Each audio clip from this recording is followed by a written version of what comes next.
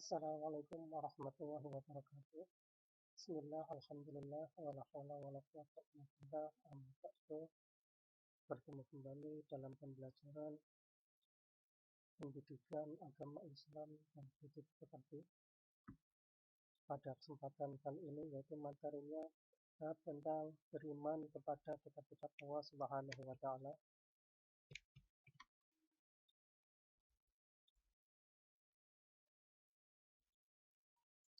Kompetensi dasar 1.3 meyakini adanya kitab-kitab suci Allah Subhanahu wa taala. 2.3 peduli kepada orang lain dengan saling menasihati sebagai cerminan beriman pada kitab-kitab Allah Subhanahu wa taala. 3.3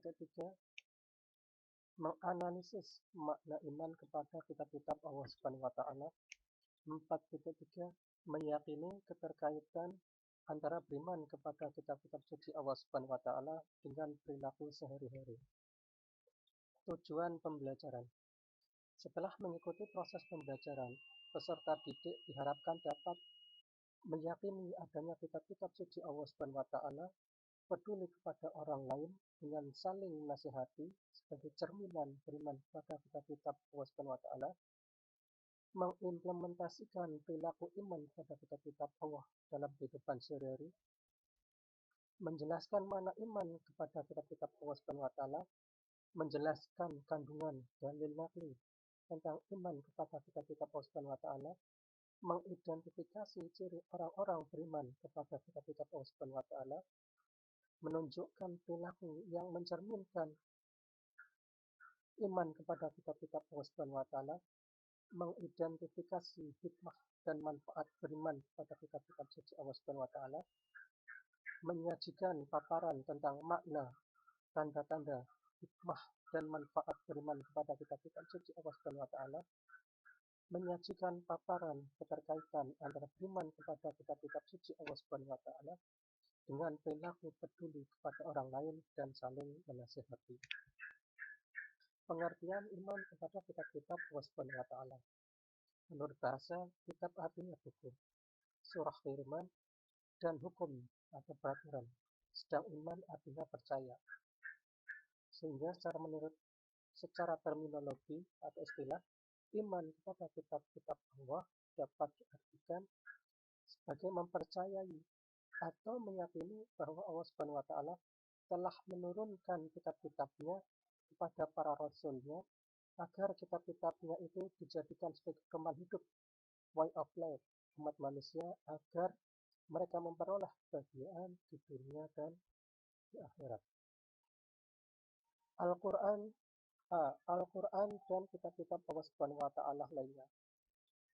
Kitab Taurat berasal dari bahasa Ibrani, Torah, yaitu instruksi, diwahyukan Allah Subhanahu wa taala kepada Nabi Musa alaihissalam menjadi petunjuk dan bimbingan bagi Bani Israel. Dalilnya yaitu Quran surat Al-Isra ayat 2. Isi pokok kitab Taurat dikenal dengan 10 hukum, 10 commandment, berisi tentang akidah dan syariah. Isinya yang pertama yaitu tiada Tuhan selain Allah Subhanahu wa taala. 2. Jangan menyembah berhala. 3. Jangan mempersekutukan Allah Subhanahu wa taala. Yang keempat, sucikan hari Sabat atau hari Sabtu. 5. Hormati kedua orang tuamu. 6. Jangan membunuh. 7. Jangan berzina. 8. Jangan mencuri. 9. Jangan bersumpah palsu. 10. Jangan menginginkan milik orang lain atau menginginkan hak orang lain. Dari ke-10 isi pokok ini, ada satu yang tidak sesuai dengan Al-Quran, yaitu yang keempat, yaitu sucikan hari Sabat. Kitab Zabur bentuk jamaknya yaitu zubur. Zahara yazburu zabur, berarti menulis. Makna aslinya yaitu kitab yang bertulis. Dalam bahasa Arab dikenal dengan sebutan mazmur, jamaknya mazamir. Dalam bahasa Ibrani disebut mizmar, nyanyian rohani yang dianggap suci. Sebagian ulama menyebutnya mazmur, salah satu kitab suci yang diturunkan sebelum Al-Quran selain Taurat dan Injil. Dalilnya yaitu Quran surat An-Nisa ayat 163. Kitab Zabur berisi kumpulan ayat-ayat yang dianggap suci. Ada 150 surah dalam Zabur yang tidak mengandung hukum, tetapi hanya berisi nasihat-nasihat, hikmah, pujian, dan sanjungan kepada Allah Subhanahu wa taala. Secara garis besar, Zabur terdiri atas 5 macam nyanyian rohani yang dinyanyikan oleh Nabi Daud alaihissalam. Yang pertama yaitu nyanyian untuk memuji Tuhan. 2. Nyanyian perorangan sebagai ucapan syukur. Ketiga, ratapan-ratapan jamaah. Yang keempat, ratapan dan doa individu. Yang kelima, nyanyian untuk raja. Injil diwahyukan kepada Nabi Isa alaihissalam memuat keterangan-keterangan yang benar dan nyata, yaitu perintah-perintah Allah Subhanahu wa taala agar manusia mengesahkan dan tidak menyekutukannya dengan sesuatu pun. Memuat keterangan akan munculnya nabi terakhir dan penutup para nabi dan rasul bernama Ahmad atau Muhammad SAW. Dalilnya yaitu Quran surat Al-Maidah ayat 27. Al-Quran diturunkan Allah Subhanahu wa taala kepada Nabi Muhammad SAW melalui Jibril. Diturunkan tidak sekaligus, melainkan secara berangsur-angsur. Diturunkan selama kurang lebih 23 tahun, atau tepatnya 22 tahun, 2 bulan, 22 hari. Terdiri atas 30 juz, 114 surat, 6.236 ayat, 74.437 kalimat, dan 323.345 huruf. Intisari Al-Quran. Al-Quran yang diwahyukan kepada Nabi Muhammad SAW menghapus sebagian syariat yang tertera dalam kitab-kitab terdahulu dan melengkapinya dengan tuntunan yang sesuai dengan perkembangan zaman. Merupakan kitab suci pelengkap dan berlaku bagi semua umat manusia sampai akhir zaman. Nama-nama lain Al-Quran. Al-Quran memiliki nama-nama yang banyak, di antaranya yaitu Al-Huda, yaitu petunjuk seluruh umat manusia. Al-Furqan, pembeda antara yang baik dan buruk. Asy-Syifa, penawar atau obat penenang hati. Az-Zikir, peringatan adanya ancaman dan batasan dan balasan. Al-Kitab, yang yaitu firman Allah Subhanahu wa taala yang dibutuhkan. Isi Al-Quran. Isi Al-Quran yang pertama itu mengandung akidah atau keimanan. Yang kedua, ibadah baik yang mahdhah maupun ghairu mahdhah.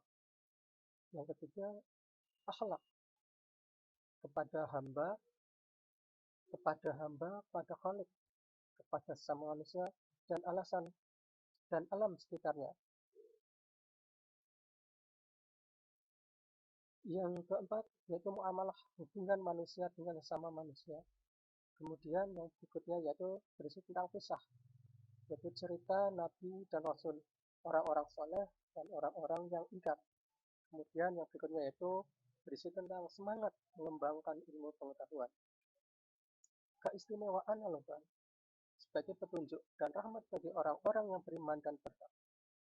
2. Sebagai informasi kepada setiap umat bahwa Nabi dan Rasul terdahulu mempunyai syariat dan caranya masing-masing dalam menyembah Allah Subhanahu wa taala. Sebagai kitab suci terakhir dan terjamin keasliannya. Yang keempat yaitu istimewaan Al-Quran yang keempat yaitu tidak dapat tertandingi oleh ide-ide manusia yang ingin menyimpangkannya. Kemudian yang kelima yaitu membaca dan mempelajari Al-Quran merupakan ibadah. Perilaku mulia. Bagi orang yang beriman kepada kitab-kitab Allah Subhanahu wa taala,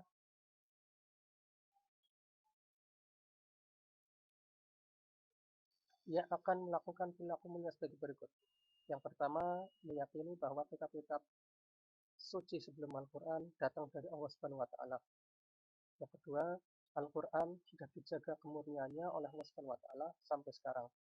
Menjaga kemurnian Al-Quran adalah tugas kita sebagai muslim. Salah satu cara menjaga Al-Quran adalah dengan menghormati, memuliakan, dan menjunjung tinggi kitab suci Al-Quran. Ketiga, menjadikan Al-Quran sebagai petunjuk dan pedoman hidup dan tidak sekali-sekali berpedoman kepada selain Al-Quran. Yang berikutnya yaitu berusaha untuk membaca Al-Quran dalam segala kesempatan, dikala suka maupun duka. Kemudian belajar memahami arti dan isinya. Kemudian yang berikutnya yaitu berusaha untuk mengamalkan isi Al-Quran di dalam kehidupan sehari-hari, baik di waktu singkat maupun di waktu lapang. Demikianlah pembelajaran pada pertemuan kali ini. Semoga bermanfaat.